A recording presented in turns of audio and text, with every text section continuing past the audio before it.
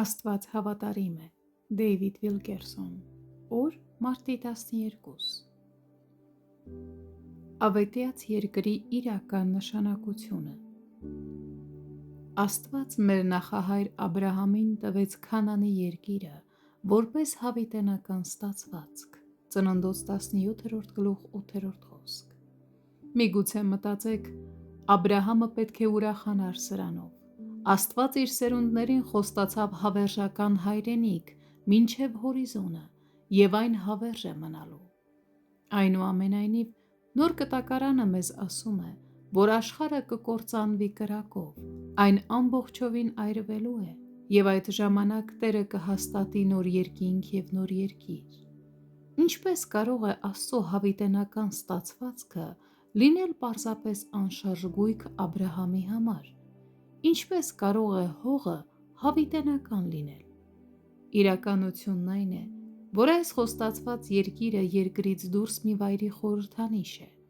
Ես հավատում եմ, որ Աբրահամը դա գիտեր իր հոգում։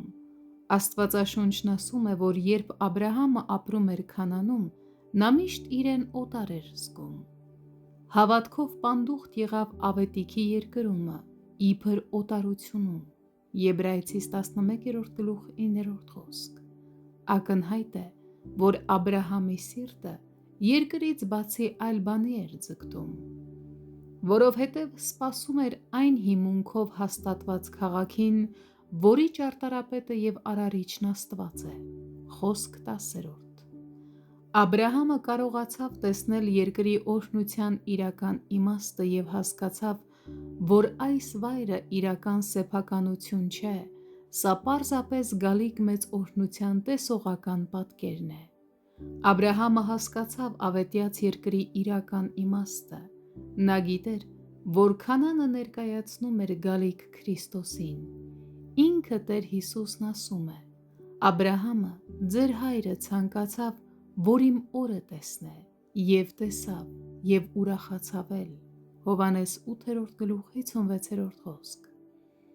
Սուրբ Հոգին հնարավորություն տվեց նախահորը տեսնել Քրիստոսի օրը։ Նա գիտեր, որ իրեն խոստացված երկրի իմաստը նշանակում է լիակատար խաղաղության և հանգստի վայր։ Այս հանգստավայրը, իհարկե, ինքը Հիսուս Քրիստոսն է։ Այո,